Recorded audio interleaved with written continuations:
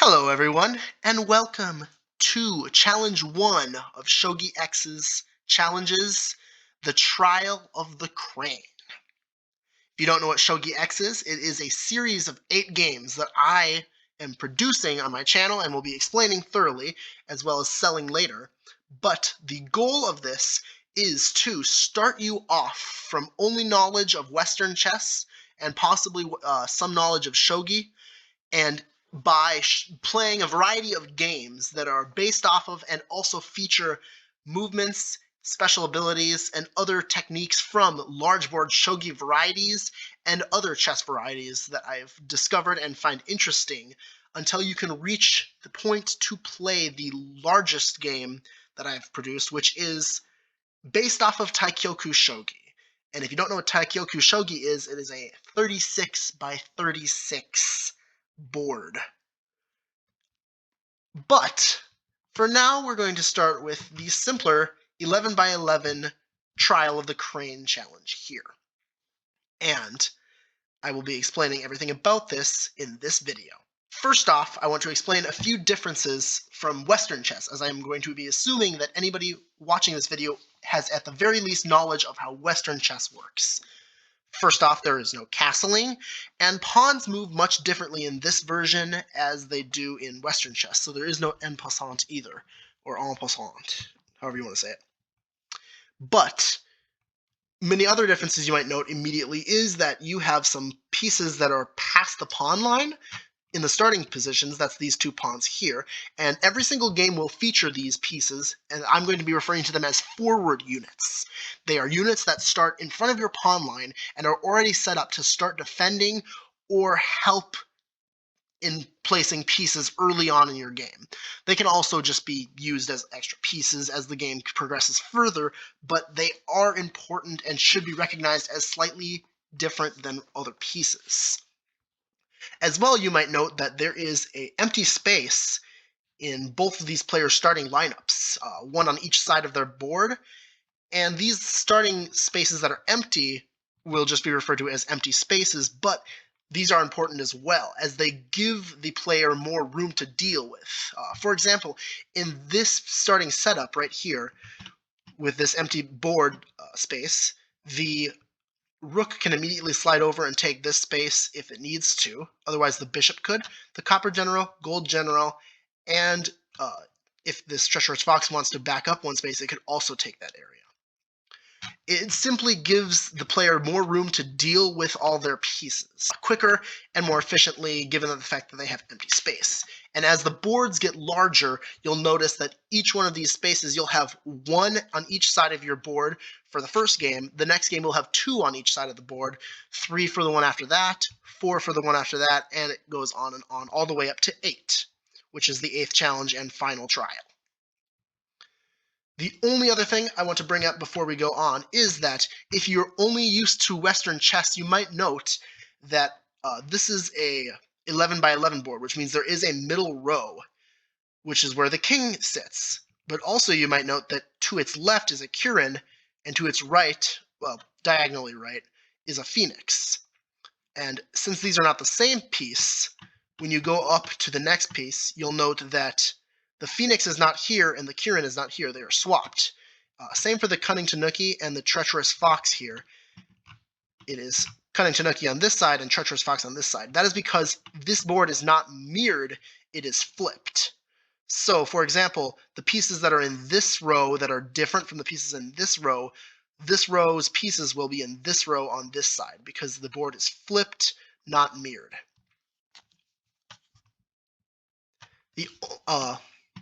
Another thing I'll note is that although many pieces might be noticed right off the bat, that there are more pieces in this game than Western chess, it is not going to be too complicated to remember all the movements. And that is because of the way that I've made these pieces, and that is that each piece has art displayed on it showing how its movements are made. And this way, instead of having to memorize each piece's individual movements, you just need to memorize what each one of these symbols means for moving. That way, you can easily memorize every piece's movements by simply remembering how each piece's movement patterns relate to the board. Another thing I will note is that I'm doing this on a gray and light gray board instead of a black and white board for just the simple fact that these pieces are white and black, and if it was a black and white board, it would be hard to read. In the real physical game that I've produced, the pieces are black with a white background and white with a black background so that you can tell them apart no matter how that works. But that is because they are stickers of these symbols right here placed onto plastic chips that are the opposite color. The other example would be certain pieces that have what I'm calling aspects, and there's only one aspect in this game, so we won't be going too deep into that. We'll be on instead a green background. And you'll also note in the same picture there is orange and blue backgrounds being shown. But we are not going to be explaining that, as that'll be happening later. Before I fully discuss all of the movements that all the pieces have, I want to quick give a definition of how promoting works. This green line, which will not be on the board when you know, but you can tell where it is based off of where your pawns start. For example, you see these pawns here. I have removed some of the pieces to make this board a little more open, but the majority of your pawns start at the promotion line. Basically, anything on this space or past it will be considered the promotion line, and larger boards have their pawns farther forward, meaning that the promotion zones are larger. It is recommended to protect these zones during the game to keep the enemy from promoting. Pieces that are promoted are usually stronger or at least have more potential than the piece that they came from.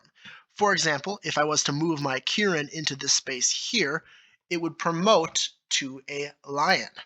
And I'm not going to explain right now how the lion moves. I will when we actually get to the lion's the Kieran's explanation of how the piece promotes. But the basic premise is, upon crossing this line and getting into the enemy's base setup territory, I am given the option whether or not I would like to promote my piece to the lion.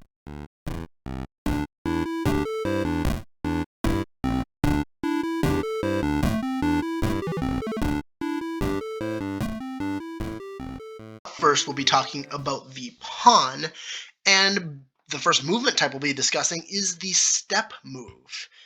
It is very simply this circle here, and it defines the piece being able to move one step in the direction that the circle is pointing. So for this pawn, that is one space forward or northward.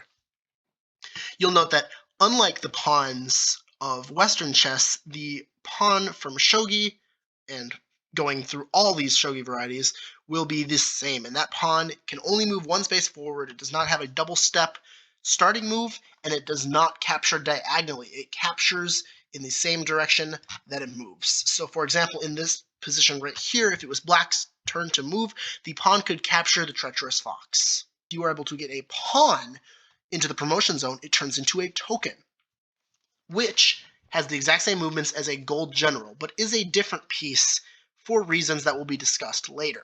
But for now, just note that the pawn promotes to a token.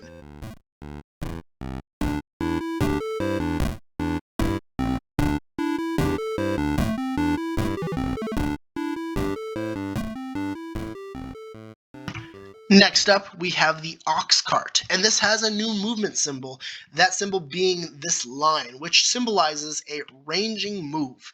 Pieces with this movement variety are called rangers, and that is because they can make a range move. A range move means it can move any spaces in that direction as long as they are unobstructed. For example, given this fact, the ox cart could move all the way up to this treacherous fox and capture it, but it could not move farther as it is in its way. Another example here is it could capture the swallow's wings, but not move far enough to capture the treacherous fox until after the swallow wings is taken. That is because it's in its way, like I said again. These pieces use movements that are very, in fact, exactly similar to the way that a bishop and rook moves in Western chess. So if you simply think of this line as being the line that a bishop or a rook would use to make a range move, then you can consider it like that. I will be referring to these movements as ranging moves, though, as that is what they are called normally. Next up, we have the ox cart promotion is the plodding ox. This promotion is very similar to a piece later on that's called the vertical flyer. In fact, it has the exact same movements. The upgrade here is that your ox cart can now move backwards, and also it can finally change columns, meaning that it is free yet again. The promotion here may be misleading in how strong it is. Although being able to change columns with a piece that ranges forward and backward can seem really strong, its slow movement makes it a inadequate upgrade if you're truly trying to win the game. If you're trying to slowly put pressure on your enemy by building up an incredible force of promoted pieces, this could be an effective use. But in general, I would not concern yourself with trying to get the ox cart promoted. The ox cart is definitely a piece you should promote whenever you get it into the promotion zone. By all means, promote it because it only gains. It doesn't lose any of its movement, it only gains movement. The problem with it is because it's not worth putting effort into getting promoted. I'll say it like that.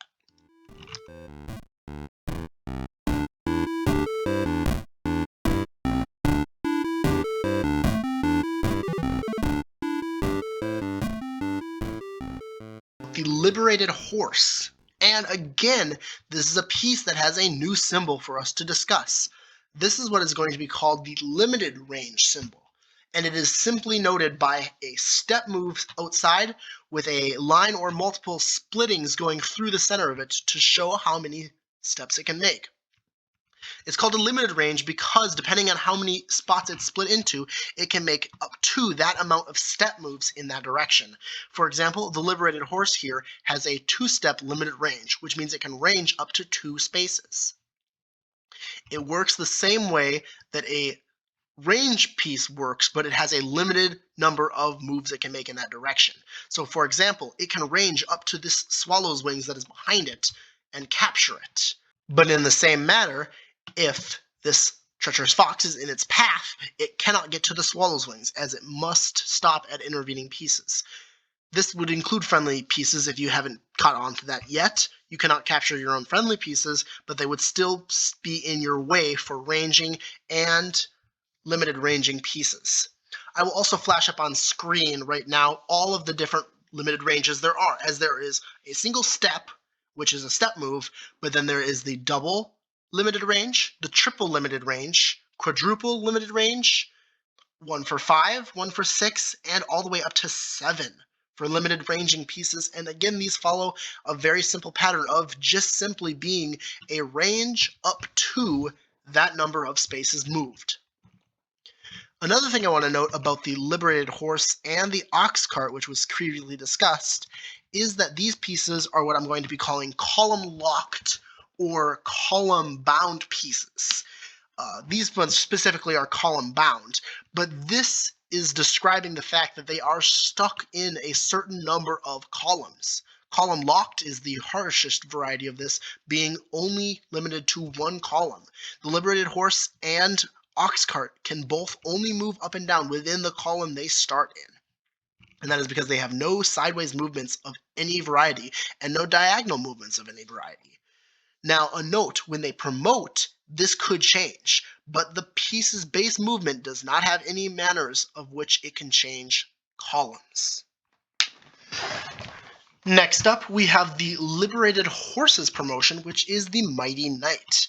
And now you might notice this movement looks very similar to something from Western chess. That is correct. It is the knight's movement.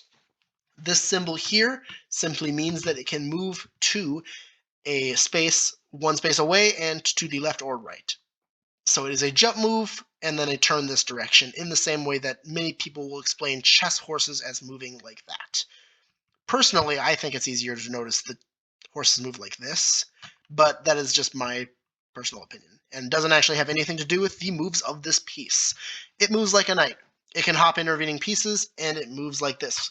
It is also what I'm calling a color switching piece, meaning that every move it makes, it always changes color. So starting out in black, it will always move to a white square, and then if it's on a white square, it will always move to a black square.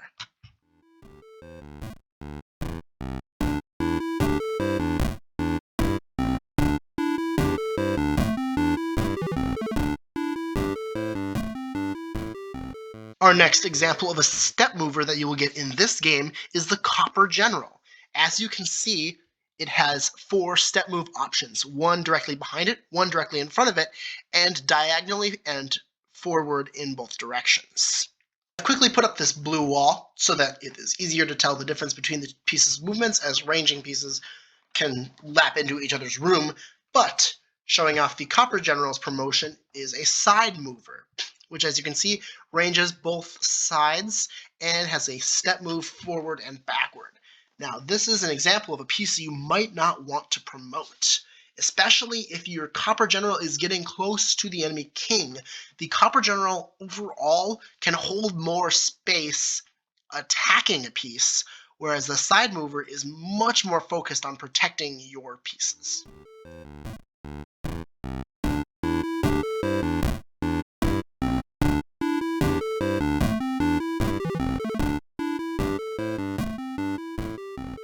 Our last step mover for this game is the Gold General. Now, this piece can move forward, backward, diagonally in front of it, and to the sides of it.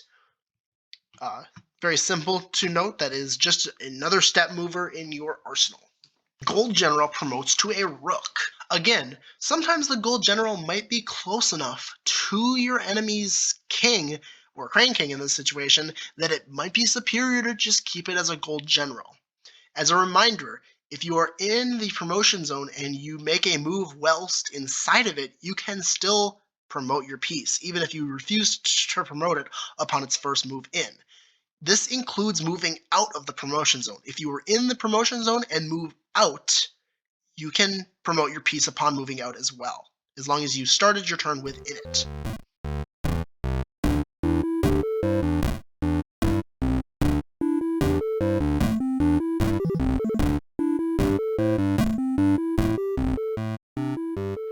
The Kirin is a step mover and a jumping piece, as these triangle or diamond pieces, they're not triangles, they're diamonds, as these diamond art simulates a jump over one space to the space after that.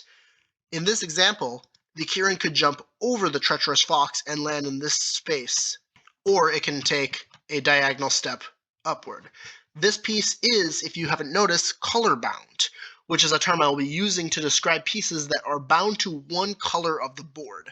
An example of a piece like this in Western chess would be the bishop, as it can only stay on either the white squares or the black squares. That's why you have a black and white squared bishop. Although both Kirins are on white squares, so the Kirins will be able to interact with each other, they will never be able to reach pieces on the black squares of the board. Alright, the promotion of the Kirin. Keep a Kirin alive. Even though it has crappy movement, its promotion is that strong. Let me simply explain to you what the lion can do. The lion here has a movement that looks like a step move with a filled sphere in the middle, and that is because it can make a step move in any direction. Twice. And I mean that literally. If, for example, this was your setup, the lion, with its one move, can make a step move in this direction, capturing the swallow's wings, and then take a second step in this direction and capture the treacherous fox. In one move, it can capture 2 pieces, and it can move to any of these red spaces upon its second move, any of these yellow spaces upon its first move. It could also move to any of these spaces upon its second move. For example, it could move this way and then like this. Or, the most powerful and terrifying part of the lion's movement, it can make what's called an igui or eat move, where it simply moves to capture a piece that is within the yellow and then moves back to where it started. So, for example, this swallow's wings could be on your turn, captured, and the board would remain exactly the same. That is the power of the lion. It is an incredibly powerful piece, and its technique, which is the multi-move, which is what this movement type is called. It is an art type of pieces that have their regular movement followed by a filled sphere or filled middle, which is the multi-move movement variety. And the multi-movers or area movers have the unique ability amongst pretty much every piece. It's the only type of pieces that can capture multiple pieces, except for a few exceptions. It is the only piece that can capture multiple pieces with no aspects. And that is to capture two pieces with one move by moving multiple times.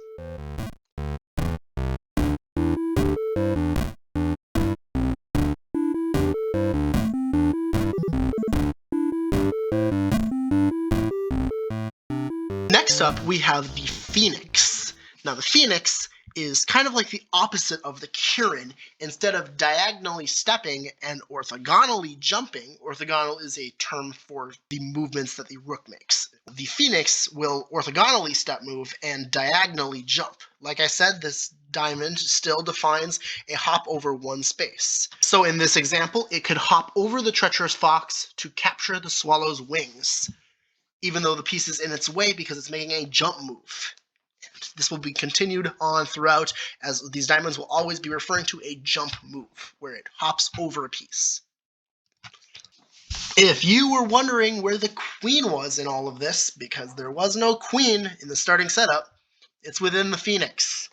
If you get your Phoenix to promotion, it turns into a queen. And just like the Kirin to lion, this is just always a good idea. These pieces are actually what I would call examples of side quest pieces, and this will be a thing that is discussed further as the games get larger, but some pieces have promotions so powerful that it is worth sacrificing multiple pieces to get them safely to the promotion line to promote them. Because of how powerful a queen is in a game with no queen on startup, it is extremely useful if you have a queen and they don't. Much like how if in chess you're able to trade a rook for a queen, you immediately have an advantage. And that is simply because the queen has that much power. Even and especially on a board that is 11 by 11, that is 3 spaces larger, meaning that queen has 3 spaces in every direction, more power than it would normally have.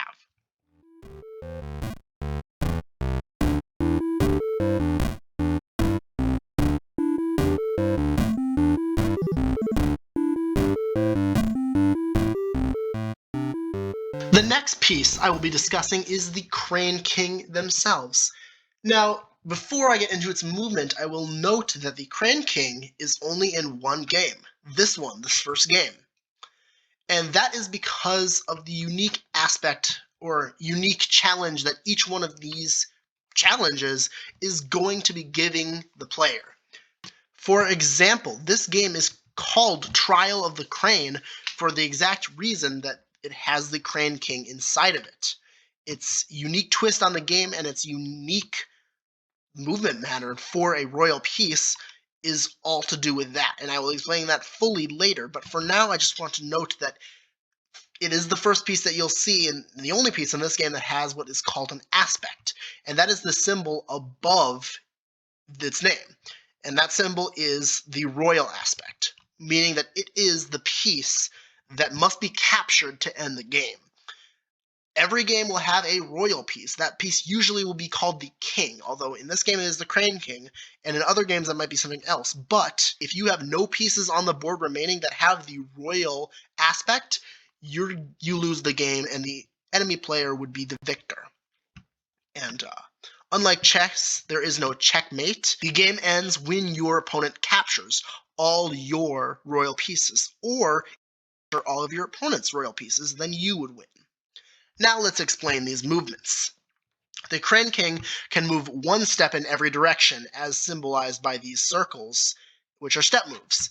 It also has a diamond within its orthogonal step moves, and that is because it can make a diagonal or a hop move as well. So it can either take a step or make a hop move in the orthogonal directions. And that is why both of these pieces are lit up, because it can either make a hop move over an intervening piece to take the piece after it, or just to move there, or it can take a step move and capture the piece there as well. So either one of these pieces would be free game for the Crane King to take. Although neither of those moves would be recommended by me, at least, because both of them would result in you losing the game on the next move, as your opponent would capture your Crane King. Next, I'll be talking about the Crane King's promotion, which is the Leopard King. You'll note that the Crane King starts as a royal piece, and when it promotes, it is still a royal piece. Keeping the piece as a royal piece upon promotion means that you cannot lose the game by promoting your Crane King to a Leopard King.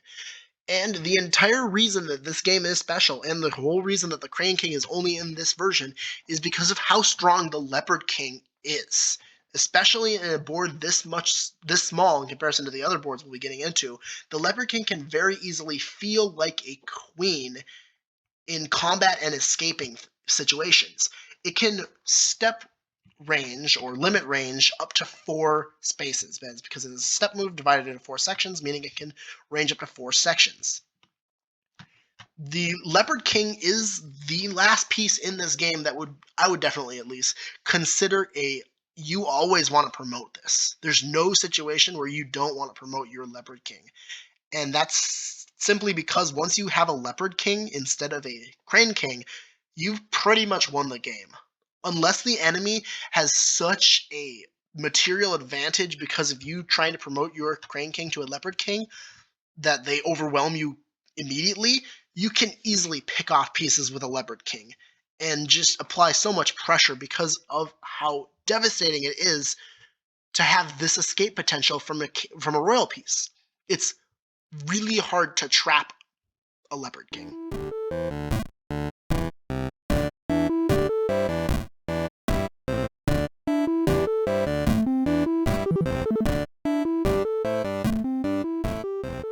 Next up, we'll be talking about the Cunning Tanuki. The Cunning Tanuki and Treacherous Fox have very similar movements. One of them, the Cunning Tanuki, is more defensive as far as pieces go, whereas the Treacherous Fox is a more aggressive and space-taking piece. That is because the Cunning Tanuki has these sideways protective moves, and you'll be seeing this in further, but most of the time a piece that has sideward movement would be considered a protective piece, a piece that is more likely to try to be used to defend your own pieces and lock down your defenses. That is because these pieces are very effective at guarding promotion zone areas and less effective at taking space as they have less movement options forward. Although the Cunning Tanuki does have movement options forward, it has a step and a hop in all 4 diagonals, and it has a step and a hop in both sideways directions. And that is, again, this symbol showing a diamond with the step surrounding it, meaning a step or a hop. Next up, I'll be talking about the Cunning Tanuki's promotion, which is the Seaside Bird. This has a new movement range, and I'm going to explain that right now, which is the jump into a limit range. For this example, it is a jump into a 2-step limit range, and that is defined by this line down the middle.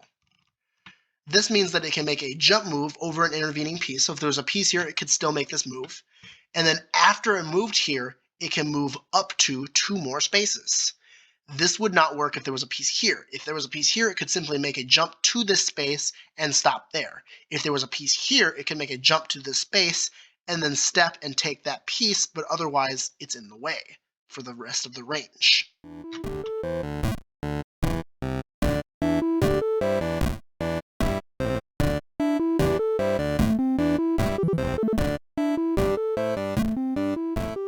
Next up here, again, like I was saying, we have the Treacherous Fox, which is very similar to the Cunning Tanuki. Instead of having sideways movement, it has forward movement, which is why I said that the Treacherous Fox seems to be more of an aggressive piece and more space-taking. Although it cannot hold that space as effectively, it can take space more aggressively, and this makes it a better piece for infiltrating the enemy base.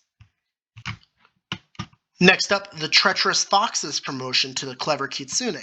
As you'll note, it is pretty much just exactly the same as the Seaside Bird promotion from the Cunning Tanuki, and that is just simply this jump to limit range, replacing all of its jump or step movements.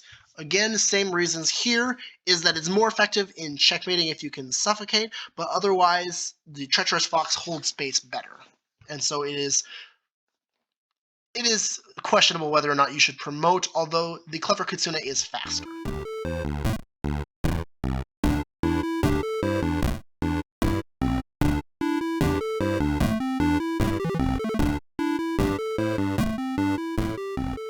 swallow's wings.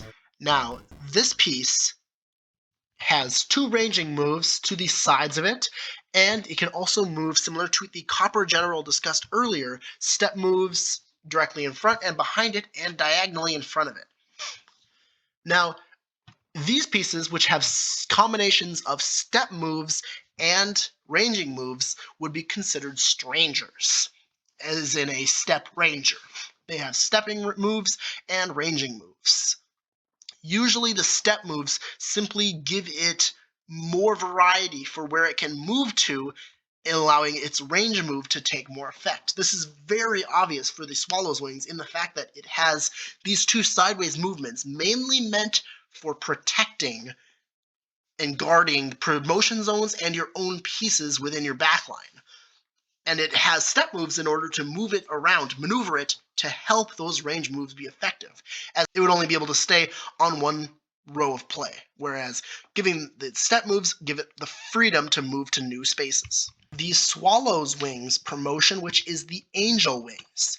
Now this piece is probably going to look a little weird once you first look at it, but let's simply break it down. It has a step or hop move, both forward and backward, meaning it can make a step this direction, or a hop that direction, or a step this direction, or a hop this direction. It still has its range, both side directions, and in front of it, instead of a simple step move, it makes a jump and then ranges in that direction like it has range movement. For example, if there was a piece here, it could hop and then capture this piece after starting its range, but it would not be able to follow through afterwards unless it was first to capture the piece and then move afterwards. So just like regular range, but a hop beforehand. It's very similar to how the jump to semi-range pieces or limited ranging pieces work. In fact, it's exactly the same.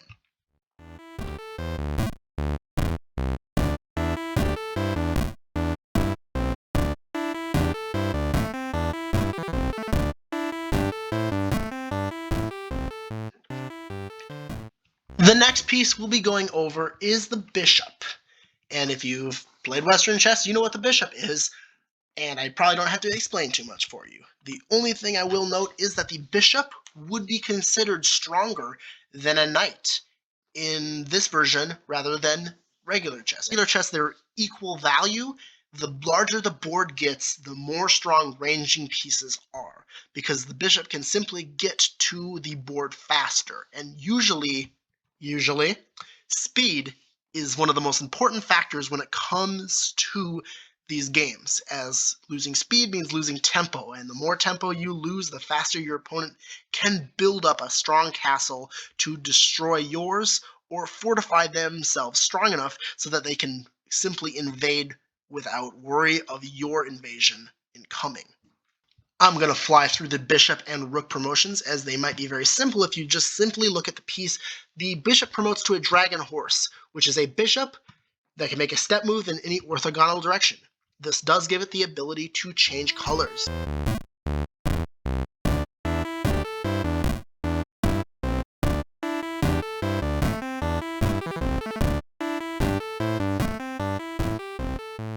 The next piece I will talk about is the rook, and for the same examples I gave for the bishop, you're not going to know what the rook does. The only thing that really has changed here is castling is not in this game, and as such, the rook must get out of its borders by itself. You might be noticing a pattern as we go through some of these, which is that often the promotion of a piece simply takes what the piece could already do and gives it new abilities or slightly alters its movement to make it stronger. Sometimes the pieces are completely changed and none of what they could do before remains. But in this example, the rook simply gains the ability to move diagonally one space, which gives it much more space-taking opportunities and much more maneuverability in tight positions that rooks usually struggle in.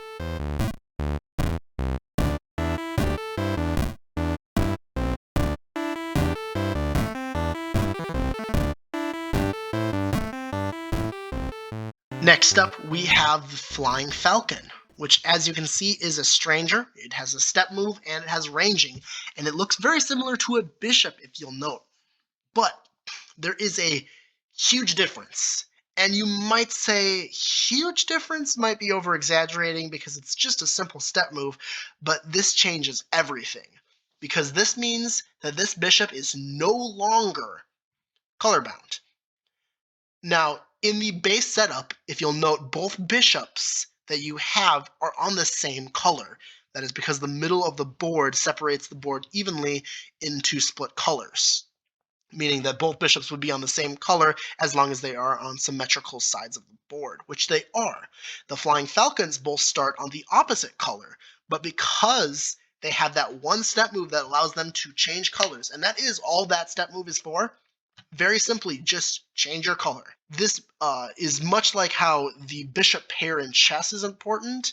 It's less important in this version, as for one thing, your bishops can promote, but not only that, the Flying Falcons changing color totally interrupts and makes them much stronger than the bishop, even though all they have is a simple step move.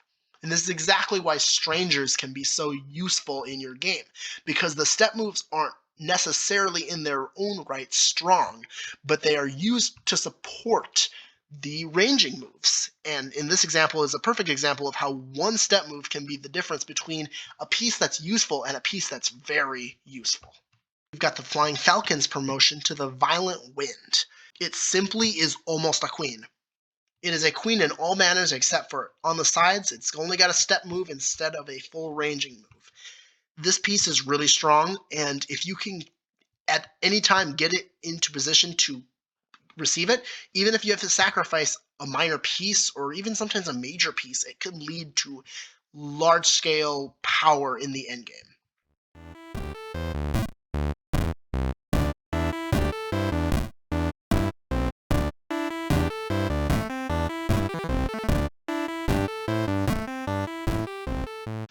The last piece I'll be going over is the Cloud Eagle. It's probably one of the strangest pieces, if not the strangest piece, in this first game. And that is because not only does it have ranging moves and step moves, but it also has limited ranging moves, making it a still stranger. This would still be considered a stranger, but the limited steps of the three in front make it its odd space-taking variety very strong. Once it gets into the space, it can protect very well, and with these strong forward and backward ranging moves, it allows it to escape and get into the fray pretty easily. The Cloud Eagle's promotion to the Giant Salamander. Now, something interesting you might note about this piece is there are these blue spots. The simple reason is because if I just did red, you wouldn't be able to tell what's being discussed here. But the piece can either range or make a jump move. This is not jump to range. I'll show a comparison right here between the angel wings and the giant salamander. You'll note that there is a very distinct difference between the art showing how it moves. This right here that the giant salamander has is either make a range move or you can make a jump move, which means it controls these 8 squares around it with jump moves that jump over intervening pieces, and it also moves like a rook. This is an upgrade that the Cloud Eagle loses quite a bit of its uniqueness with. It basically gains the ability to move like a rook with these sideways movements in exchange for limiting its diagonal capabilities on the forward area and simply advancing its diagonal backward capabilities by giving it a little more speed but less capabilities with that speed. It still can reach every space on the board, and it has a lot of power, but the Giant Salamander does take away from a lot of what the Cloud Eagle can do. So be careful when you promote this piece because you might end up wishing you still had your Cloud Eagle. On the other hand, it is a stronger piece. Like, all things considered, this is objectively stronger than this. I hope you found the explaining the movements category interesting, and if there's anything you'd recommend me do differently for the next video, please leave it in the comments. One of the focal points of this game is that it is going to immediately and forcibly cause you to adapt to a different, or at least adapt to playing at a higher board and different strategies than Western chess. This is the first trial for a reason, because it's going to immediately focus on changing the things that you need to change. For example, promotion in this game is so important, and it will become important in future games, but in this one specifically, promotion is a focal point, given how strong promoting your Crane King to a Leopard King is. It's an incredible jump in power, and it can almost single-handedly win you the game, as long as your material imbalance isn't too harsh. Speaking of material, that's another thing. I haven't really described how much each piece is worth, material-wise. And that's because, usually speaking, position is so much more valuable than material. For example, the Cloud Eagle is considerably less effective than the Rook when it comes to overall movement. Now, it does better in close, tight spaces, but overall, you should probably prefer the Rook in a endgame, for example, given the fact that the Rook just has more power the more open the space is. But say I have a Cloud Eagle here and a Cloud Eagle here. Which Cloud Eagle is worth more? It's very clearly this one. This one has the ability to actually put pressure on pieces and attack right now. Whereas this one, I would need to perhaps move this pawn forward and then spend 2 moves getting it out. Or move this pawn also, and then I could bring it out as well. Or I could perhaps, instead of any of that, move this pawn slowly up and trade it off so that I have an open file, and then I can pull out my Crane King and start putting pressure. Not there, I would just get taken. But the premise, and something that needs to be not understated, is how important position is in this game. And obviously, I'm not trying to downplay how important position is in Western chess either. Position is very important. But material, especially in the larger games, especially as we get larger, is less and less and less important. And position becomes everything. It becomes key. So, forcibly causing you to start worrying about position and promotion on your first game, it might cause some people to not be able to play this game because they are just not going to be willing to make the change and understand the unique aspects of this game in comparison to Western chess. And if you can't handle this game, then definitely don't try the others, because they just get more complicated from here on out. But I hope to be able to get a friend or somebody to play this with me, not by myself, because strategy games are very ineffective to play by yourself. But I hope to get a friend so I can play a example game to show off how this game works. And one other question I have for all you guys is, I was thinking about perhaps making a video where I just explain how every single movement symbol works. So for example, I explained each piece individually, explaining what their movement symbols are. For example, this is a step, means you can move 1 step. I'm wondering, would you guys prefer if I just made a video, a standalone video by itself that just described every single movement symbol and what it means for the piece, so that way later videos I can just go right into explaining the pieces and how important they are to that specific game, and not have to worry about explaining every single movement in detail? Or do you like the way I did it this way? Either way, I will make the video about the movement if nobody is super concerned, but if everybody wants me to do it this way, I'm fine with that as well. I hope to be able to get the next trial, the trial of trades, out soon. And I hope you all enjoyed this video. Please like and subscribe if you did enjoy the video, and you all have a nice day.